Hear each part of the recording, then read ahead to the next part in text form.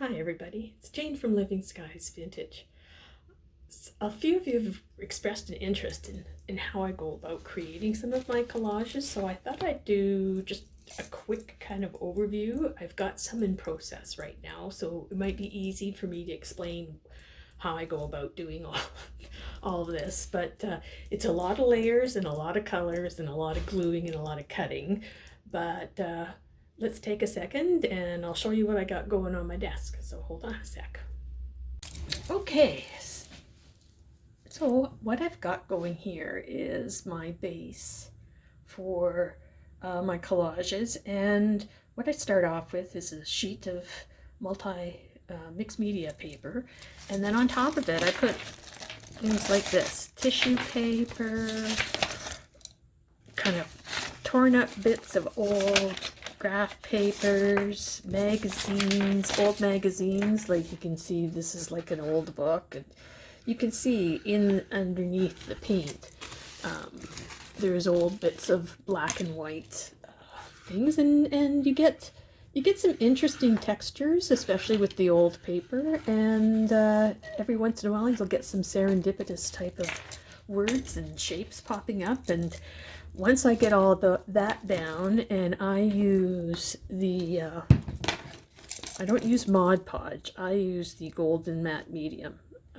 I find I've used Mod Podge in the past, and a couple of my books I've noticed that it tends to stick to itself and it's tearing pieces off. So I had heard that this was a good product, and I've been using it since on my other products. You don't get that high shine, but I can put the high shine on anytime with coating. So this I have found to use, and then you don't get your products sticking to each other, your pages, I mean, sticking to each other. Acts like a nice glue. Also gives you a good surface on that. On this product you can actually use pencil crayon, a lot of other things that you wouldn't necessarily be able to use on a shiny surface. So it's another reason why I like it. So after I get all of this stuff down, and you can tell that there's a lot more color added to that. So I have water-soluble crayons. A couple of different types that you can get out there. Neo Colors is one name. Tim Holtz Distress Crayons is another name. They all do different things, but what I like is that they react with water. And then once I get the base colors down and spread them around a bit and kind of move them, so you can see up here with this, that's like this little drippy parts. You probably recognize it more as drippies if it was turned the other way around. That's all water-soluble crayon.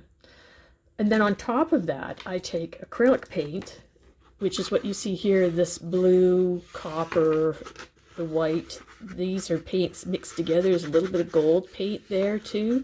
And you can see that it creates a texture on the page, which I love, and adds variety to the background. So I've got lots of different stencils that I use to make the shapes and the letters, and so that's kind of like just about stage one. You got a lot of steps to finish stage one, but it gets you to here, and then we start talking about our paper dolls. And I like making paper dolls ahead of time. These aren't finished, but you can see whoops, poor girl, her legs gave out. So I've got like a head and legs and just all glued to the back, just making a paper doll. I like bigger heads than bodies. I like bigger eyes than what they're used to. I was doing a lot of anthropomorphic with animals there for a while. I'm kind of going back to people.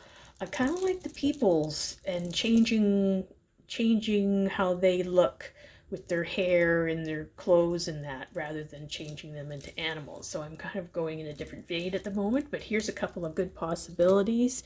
You can see they're not glued completely yet, and they haven't got all of their clothes. This poor lady doesn't have any legs, but she might not get legs in the end. She's pretty big.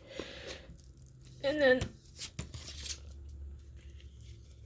I think we need some friends too. And friends usually are smaller, smaller items that I put into the poor girls can't stand up. Put into it, but you could say there's another couple of paper dolls on a background that's ready to use. All same method I've done with this one that I did with the other two. They've got that base of different papers and then colors and then stencils on top. And these two ladies are started, but not done yet. And then, oh, here's a couple of friends. I stuck a couple of friends in behind. So usually animals or something are going to go in there. So that's where I start with my collages. I like to make a number of paper dolls so I can see how they all work together.